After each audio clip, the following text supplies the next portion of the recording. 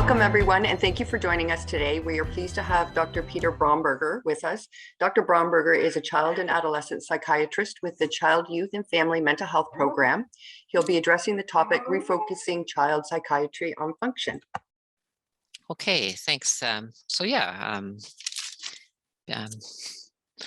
Peter is good for today, and for sure. I'm a child and adolescent psychiatrist.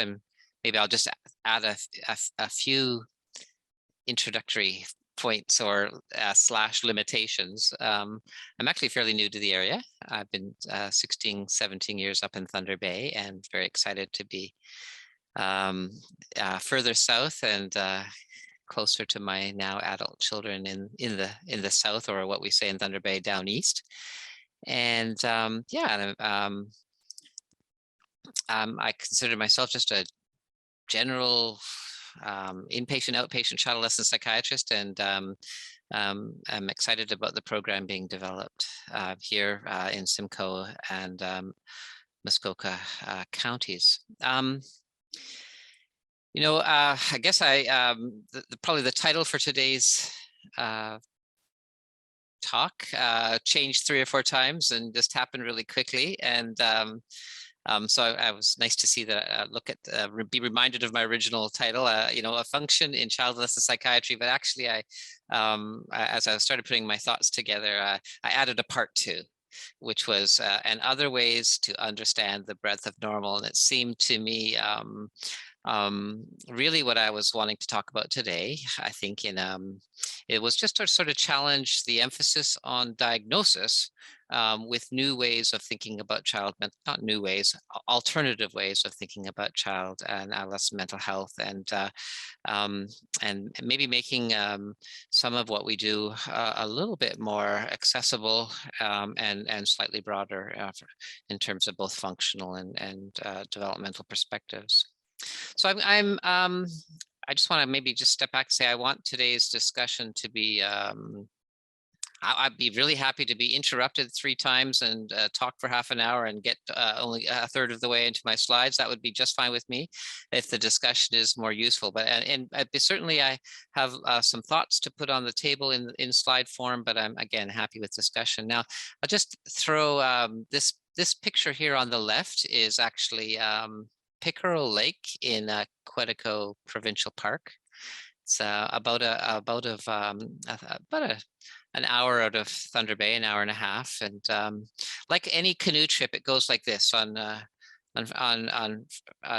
Friday night, you are off work and throwing things in the car and driving an hour and a half, and then trying to put everything together, and hopefully not too much and not too little, and then you're canoeing for about an hour and a half to get to this place here. This is sort of the launch part. It's a beach just sort of at the entry into Pickerel Lake, and it's called the Pines. And there's like probably 100 versions of Pines in Ontario or Manitoba. And anyways, and then the next morning, the canoe trip really starts. And so I kind of was thinking about this talk as sort of like, besides an excuse to show a pretty picture, to sort of say, hey, like any canoe trip, this talk has several starting points and stopping and starting points. And but here, hopefully, we can get a little bit of momentum slowly as we go along. This is my no conflict slide. I don't have any sort of pharmaceutical biases. I don't, no formal associations. And this is just on some logging roads, getting lost on logging roads in northwestern Ontario. And I really value, please don't shoot. This is just a sort of a gentle discussion. But again, lots of questions, and it'd be fun to sort of think out loud. Okay, I wanted to start off with, a lot of people sort of see medicine, psychiatry as, first and foremost, maybe an assessment and or a diagnosis process. And I think that's a fair understanding. And diagnosis is really, really important in medicine. I think it speaks to a criteria and a genuine carefulness in terms of, you know, what's going on and what's the evidence for a next step. And, you know, when there are risks with our interventions or non-interventions, I think we do need a careful diagnostic process. On the other hand, diagnosis, I think, often really falls short of our understanding of illness or vulnerabilities, or the same vulnerabilities that might be strengths and vulnerabilities. So we might think about diagnoses in terms of diabetes, but you know, when someone's got struggling with ADHD, and we're really trying to come to understand strengths, cognitive strengths and cognitive vulnerabilities, and I think it's an opportunity and a necessity to think a little bit more broadly. You know, what is the diagnosis? Is there a diagnosis? I get that question a lot in my referrals, but again, that may or may not speak to what's going on.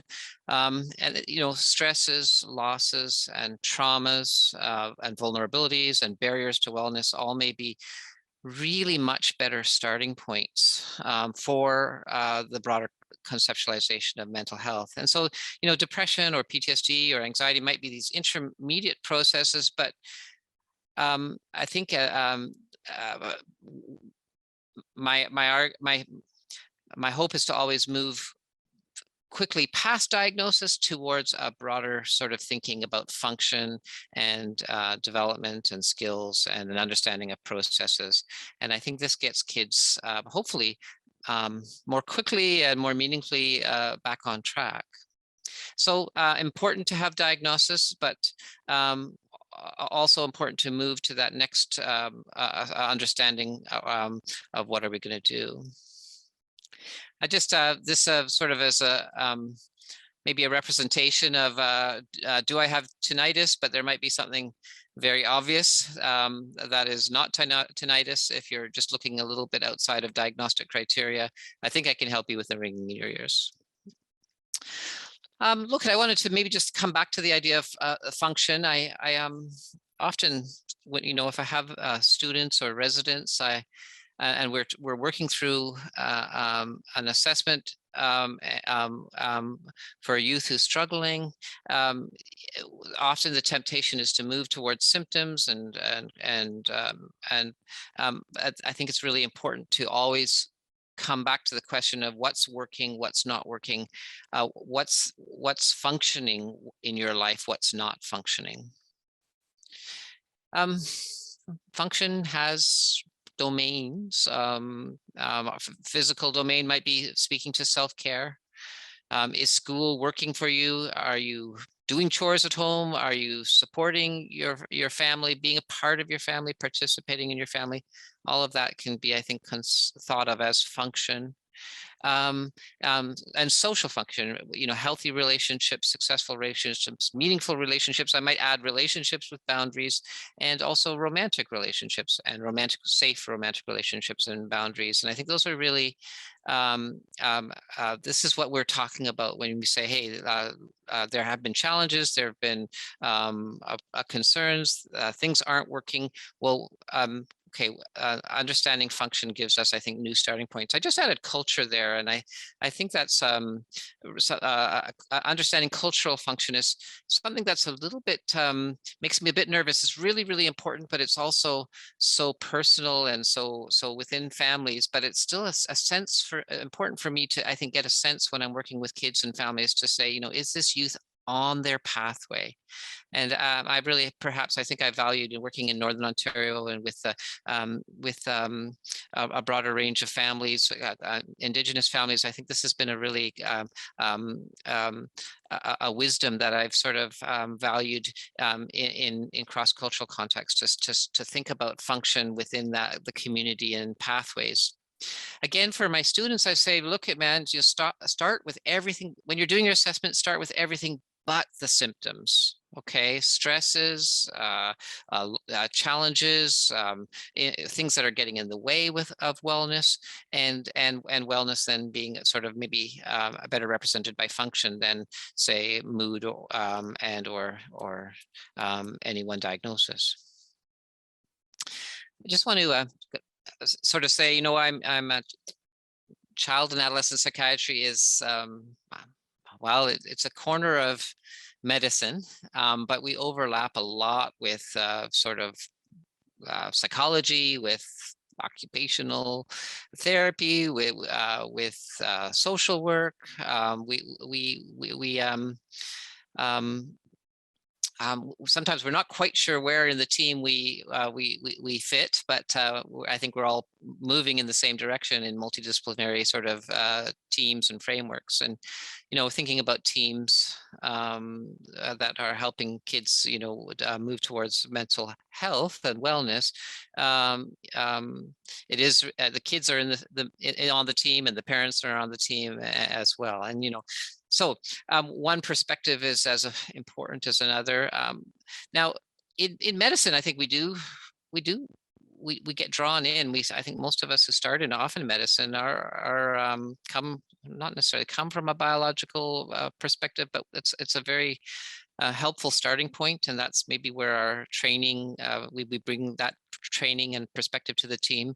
And diagnosis is, I think, as a very kind of, hopefully we do that very carefully and thoughtfully. What drew me, I think, from medicine to adult psychiatry towards child adolescent psychiatrists, I'll say, is that I really valued and found it meaningful and interesting to think bigger than biology and diagnosis, and to see kids on a developmental trajectory, to understand the interaction, the wraparound of family and friends, and to see faith and culture as all part of that bigger kind of understanding. And I think that added to me, I think, a complexity and an experience of or a sense of ecology, as we sort of say what really is going to help or not help. So I just thought I'd pause. This is we're paddling along. We're on where I guess we have launched. We are now on our journey. This is actually the Kaministiquia River, not Quetico, just coming down towards Lake Superior, near Thunder Bay, and that's my little breather there. I want to just take another spend another minute thinking about diagnosis, and I've kind of tried to create an argument for understanding function, as what's going on. Understanding function maybe speaks to new starting points for mental health and wellness, but I maybe just want to just speak a little bit more specifically to diagnosis and ask the question, well, when does a diagnosis help? And also, when does a diagnosis cause harm? Maybe I should have put both of those questions on this slide, but I think that diagnoses are essential for research-based protocols. On the other hand, there are some times when I think a diagnosis may change expectations. And if those expectations, for example, autism or cognitive vulnerabilities, they may help, but they may change expectations. And with those changes of expectations, you might be then sort of understanding an interaction with developmental pathways and developmental trajectories. And again, so if there's one layer of the sort of of the challenge of understanding child mental health that's maybe unique to or essential to child adolescent psychiatry, it would be understanding development and a developmental pathway and a developmental trajectory. And so, and again, thinking about physical or cognitive or emotional development, and understanding that they over time, from infancy through childhood, through adolescence, through adulthood, that there's a increasingly complex interaction and overlapping branching, shared branches, maybe a symbiosis and or inhibition. And I think that's really reminds us to be really careful with how we conceptualize and impact kids' pathways, and perhaps sometimes to be smaller rather than larger in our articulation of how to help both both patients and youth and also families. And I just wanted to sort of highlight here, I think this is, the idea of development is a profoundly biological phenomena as well, as a psychological phenomena interacting, social and environments, but also very biological. And now this is a figure I really like. The problem with this figure is that the arrows are all in one direction. And we know that behaviors sort of feed back to cognitions and brain development and gene expression. And so this dynamic, and we might be able to create a few kind of arrows here and there, and know more about some of the pathways here, but there are lots of pathways here that are hypothesized. And again, just to be, I think it behooves us to be really careful. I just wanted to add one more concept about development, just to say, hey, we do think, we sort of think about growth versus development, or development might be very gradual and development might be very, stepwise, and, in terms of growth spurts or steps in development. And I guess this is maybe just transitioning a little bit to the sort of the second part of what of my title, which was, putting the function back in child and adolescent psychiatry, but also just understanding, the breadth and the width and the range of normal, and getting there different ways, and facilitating the getting there in terms of, okay, maybe function again, and or goals, and or abilities and capacities. And so sometimes there are some pauses and some patience is required in this kind of stepwise process, and attentiveness might sometimes be better than constantly pushing up kids along a pathway that may not be their pathway. I just want to go back in time to Havergurst was a sort of a pediatrician that sort of was perhaps introduced these kind of an initial understanding of the developmental tasks of adolescence. Now, I will say that these developmental tasks are very 1948, and there's still meaning and value in them, but there's certainly room to rethink. And I think there are many versions of rethinking the stages of adolescent development. So, for example, here the American Academy of Child and Adolescent Psychiatry.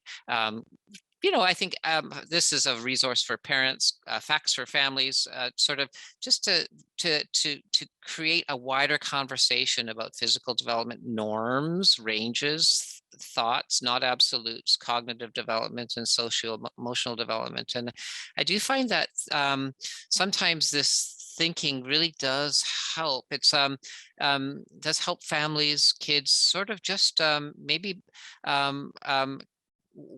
find a bit of a language, and or take a bit of pressure off the shoulds, and finding their ways forward. Again, I just wanted to highlight, socio-emotional development, struggling with identity, hopefully moving towards later abstinence towards a firmer, more confident sense of identity. Early on, maybe, I think that individual exploration of self and awareness and identity is really important, and it does require some some healthy introspection, and maybe even thinking big, but maybe towards later adolescence, having some of that sense of self buffered in context of relationship with others. And I think to see some of the challenges that we that youth are facing in terms of their expectations of self and others in this trajectory is to maybe create a pathway to wellness that isn't so immediately diagnostic and or isn't necessarily a developmental diagnosis. Now we do, so medical students and residents who are physicians in the later stages of training are often I don't know what the word is. We just don't give the students any breathing space with this. Well, we ask them to think with the biopsychosocial formulation, and this is sort of an exercise that I almost feel we overemphasize, and but I don't think we can overemphasize. It's really important in mental health, in physical health, and in mental health, and in psychiatry, all three, to really have this framework in your brain, biological and psychological and social, and what's kind of risk factors, and what's keeping this sort of say vulnerable going, what's preventing sort of barrier, what's preventing sort of a redirection back to say a position of better functioning. And again, I think this is a really important tool, and we all memorize our criteria, but I think it's a really a good thing in our profession that we also think this way. Social workers, and I think mental health providers, and I would say primary care providers, and any health provider should think ecologically. And this is again another sort of a theory of understanding issues and behaviors and concerns, ecosystem therapy, and sort of seeing the macro system and the exosystem and the microsystems all interacting. And I think it does take some time to sit with these models, and but they become slowly very, very helpful ways to understand what's the original question, what's going on, and how do we move towards function. I want to just, I don't want to, pretend to have I don't want to usurp any sort of indigenous perspectives, or I don't feel like I'm in a position to represent indigenous values at all. I just really do appreciate and am thankful that there are other kind of frameworks. And I'm working in Northern Ontario. I think I have really come to a kind of a thankfulness and valuing of kind of the wholeness and mental health being in context. And I think that is not so much a model, but a worldview or a perspective that helps us as child and adolescent psychiatrists move towards again function and wellness. So I just want to acknowledge that, and but also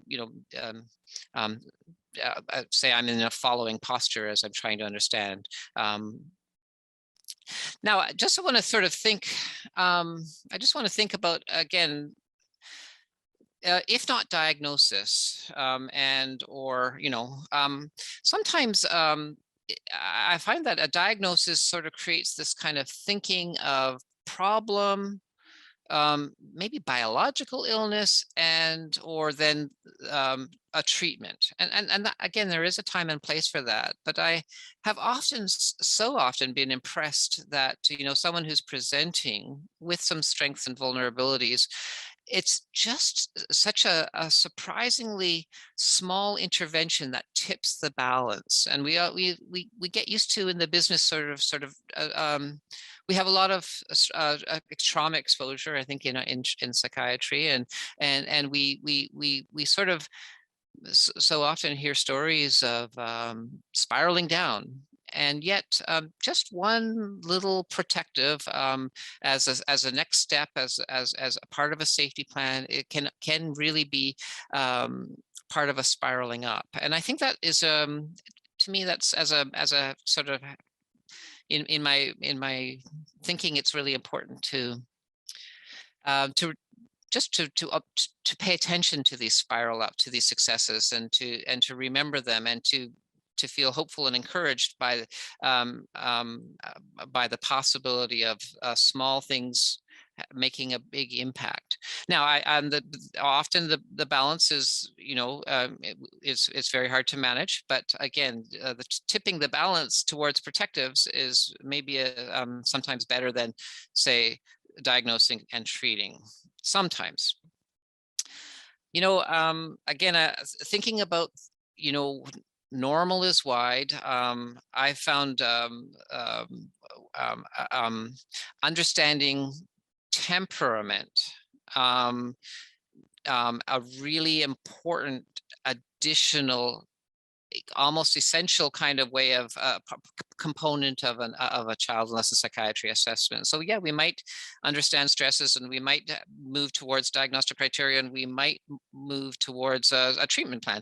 And at the same time, I think it's extremely important just to get to understand strengths, weaknesses, reactivity, sensitivities, and to see not to see, even if we were to sort of move towards, say, for example, a diagnosis, to not see the whole of that person through that diagnostic lens, but to see some of the other behaviors or emotions or, through, at the same time, a wider range of lenses, if I can put it that way.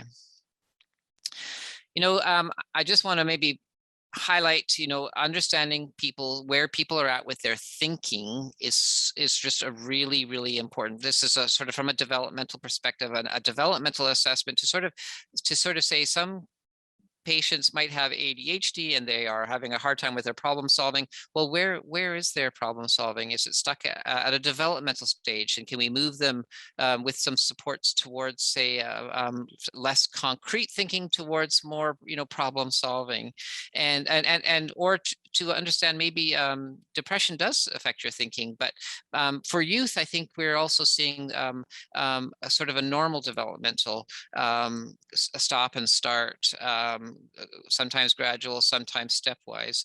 And again, I would just sort of emphasize this is really important, as important as, say, any one diagnosis. This is so, for example, we see processing speed change. This is just normal. This is just normal processing speed variation over the lifespan. I'm definitely on the downward slope here. But again, seeing kids that as they are moving in across this curve, to see what does that mean in terms of their reactivity, their problem solving. And I added this slide, working memory. Again, working memory follows a slightly similar, but it's a similar shaped curve, but a little bit shifted to the right. And again, I think these are averages, and there's a variation to an x-axis variation to any one point on this chart. And so finding kids where they're at, and sort of understanding that their problem solving, their reactivity, their temperament is perhaps something that we need to understand. Okay, I feel like I better keep an eye on the 12:30. Okay, just try to finish up in a few minutes. There are a number of recent trials suggesting that interpersonal therapy is effective for adolescents, and we sort of think depression and treat depression, medications, and not depressed. And cognitive behavioral therapy creates a kind of a thinking framework for stuck thinking and low mood, that it can be challenged with challenging a sense of probabilities and challenging negative thoughts. Interpersonal therapy, I just wanted to highlight as another therapy for adolescents that speaks more to loss of roles and the importance of having roles, and what it means to be a friend or a child or a family member, and addressing those roles, I think, is another kind of way of understanding, formulating, facilitating, encouraging improved family function. So I just wanted to maybe just highlight that some of our therapies, they, even though they are, say, does IPT, is there evidence, there is a randomized control trial suggest that IPT does help with adolescent depression. Just the next step of actually understanding the therapy, I think, creates an important narrative, accepting narrative, understanding narrative of vulnerabilities and strengths, and why now and what to do.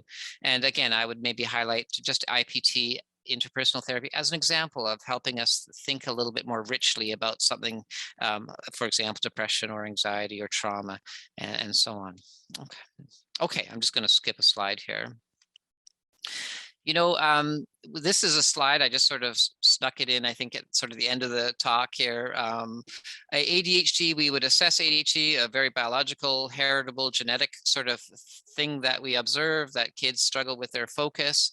But often we don't know, sometimes anxiety looks like ADHD, sometimes learning disabilities overlap and stresses and so on. So, I mean, it can be complicated.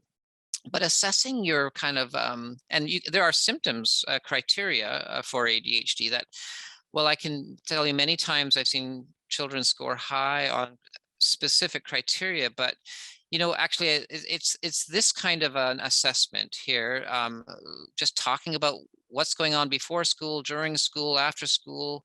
Tell me about your friendships, overwhelming friendships, intense friendships, successful friendships, the impulsive behaviors. It's this kind of assessment, I think, that often gives me much more confidence in sort of, well, what is going on, and the range of possible explanations, ruling out explanations as much as ruling in explanations. So a functional assessment, I think, does really help. Just even with something more specific and focus, such as ADHD. Of course, one more sort of borrowed slide. Of course, once you might treat depression, you still have comorbidities. Kids are on a developmental curve, and if they've been struggling with depression for some time, there might still be some catch up in terms of specific development, whether it's having not going to school and having some math catch up, or whether it's social skills catch up. Okay, we're coming to the last part of our paddle on Pickerel Lake in Quetico Provincial Park, just paddling by an island here. I just thought I would show you some of the beauty of Northern Ontario here. Just coming a little bit closer, you see these rich lichens on the rocky outcrops, the granite outcrops here. I just thought I'd just finish that way. Of course, I couldn't show you a Northern Ontario lichen picture without showing you reindeer lichen. Okay, and this was the original canoe trip. I didn't see a moose the whole trip, but 5 minutes away from where my car was, this was our moose photo. Okay, well, I'd like to stop there, and yeah, I'll stop there and stop sharing, and just ask if there's any sort of thoughts or questions, or open for discussion.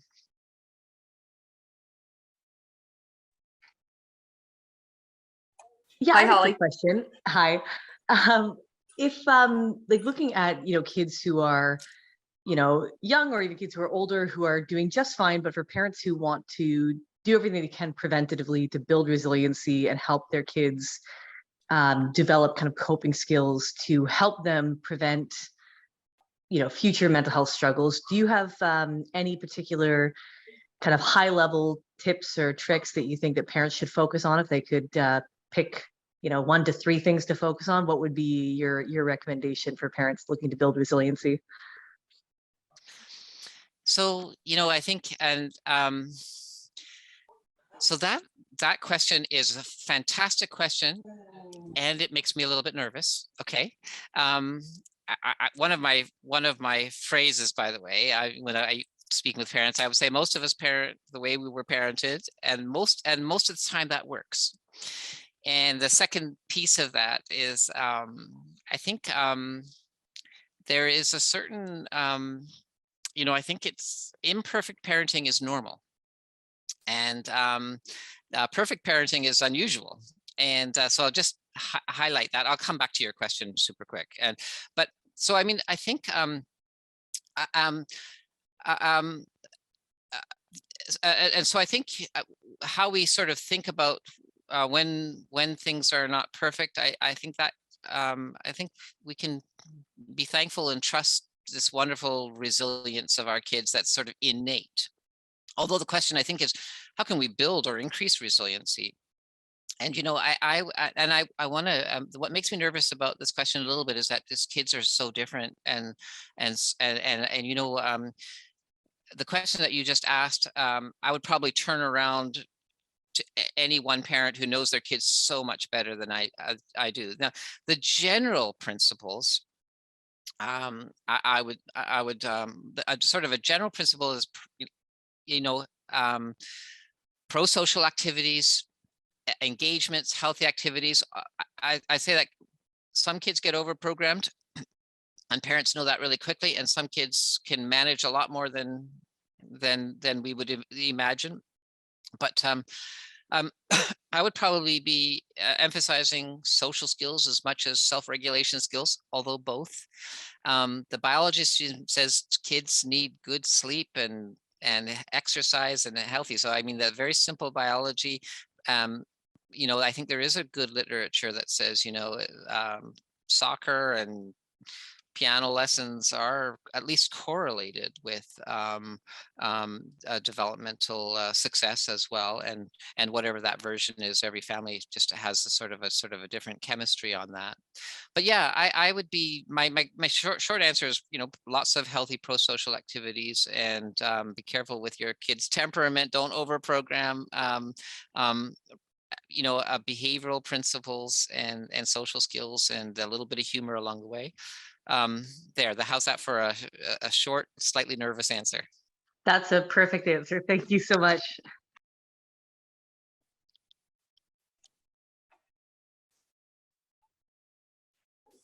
Is there anybody else that has any questions for Peter?